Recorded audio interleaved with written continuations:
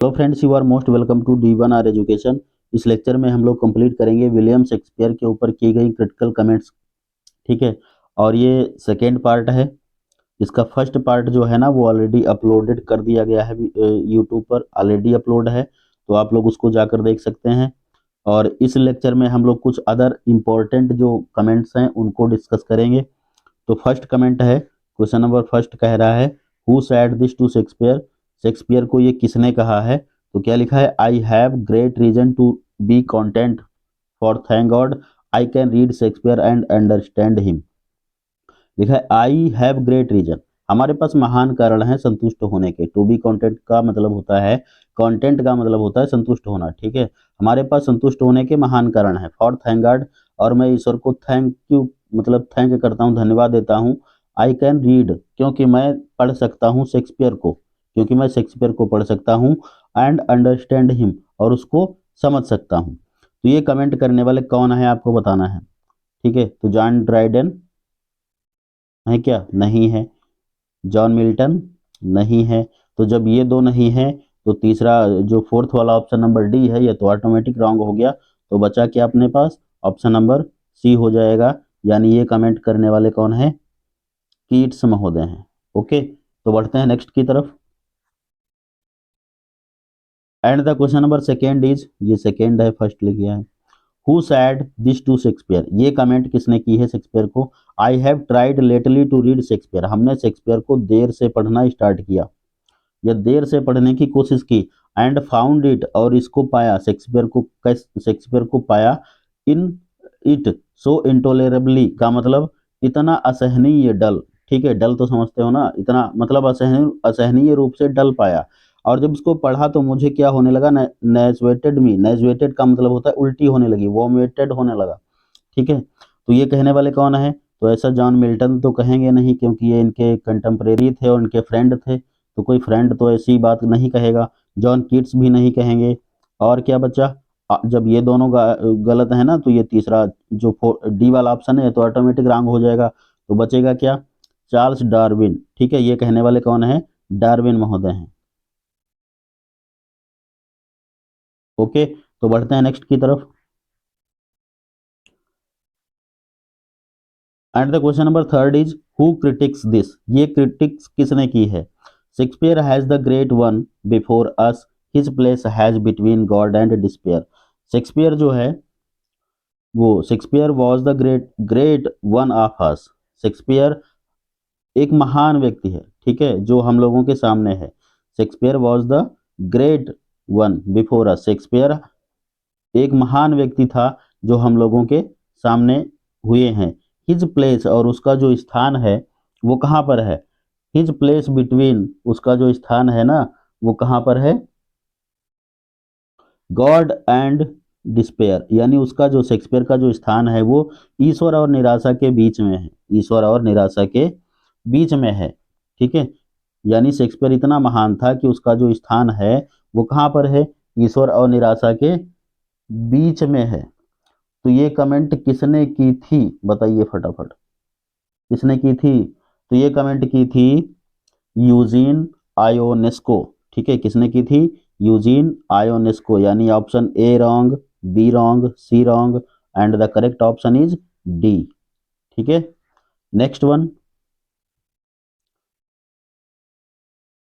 Question number four है who commented it to Shakespeare, Shakespeare को ये कमेंट किसने की है?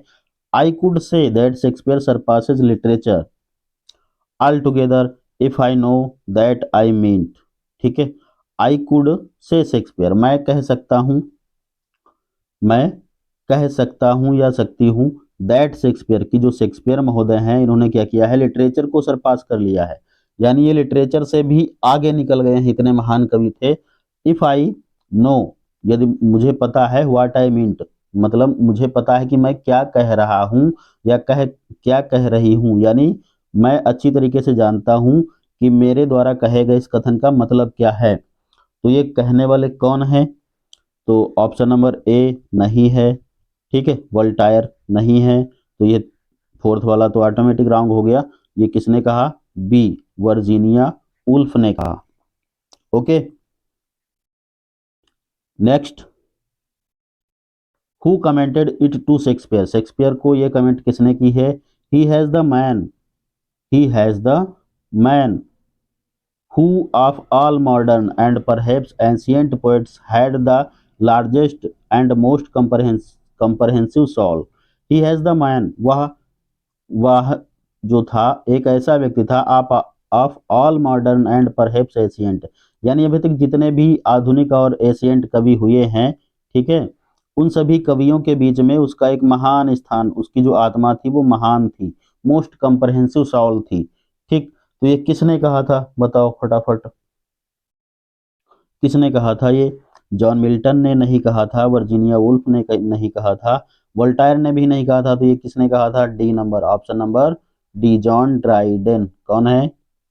John Dryden. ओके, तो बढ़ते हैं नेक्स्ट की तरफ। क्वेश्चन नंबर 6 सही है। लिखा है who commented it to Shakespeare, Shakespeare को ये कमेंट किसने की थी? शेक्सपियर वेटिंग फ्रस्ट्रेटिंग, ठीक है, waiting frustrating surprising and gratifying.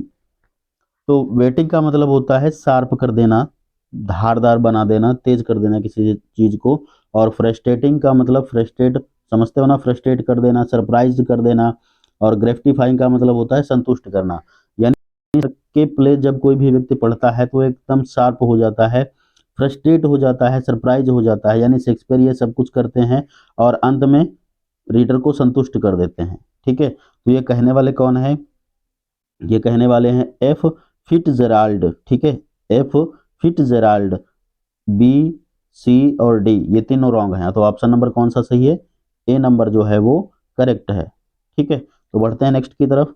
Next क्या है? व्हेन आई रीड शेक्सपियर, ठीक है, I am stuck with wonder that such tribal people should muse and thunder in such a lovely language. When I read Shakespeare, जब भी मैं Shakespeare को पढ़ता हूं, आई एम स्टक तो मैं स्तब्ध रह जाता हूँ, विद वंडर आश्चर्य से। ठीक है, तो मुझे बहुत ही आश्चर्य होता है, दैट सच ट्राइबा कि इस प्रकार के जो तुच्छ लोग हैं, ट्राइबा का मतलब होता है तुच्छ, छोटे लोग। ठीक है, इस प्रकार के जो छोटे लोग हैं, शुड म्यूज वो म्यूज करते हैं, एंड थंडर मचाते हैं। ठीक, इन सच लवली लैंग्वेज, इतनी प्यारी भाषा में, इतनी प्यारी लैंग्वेज में ये छोटे लोग म्यूज कर देते हैं और थंडर मचा के रख देते हैं। तो ये कहने वाले कौन है?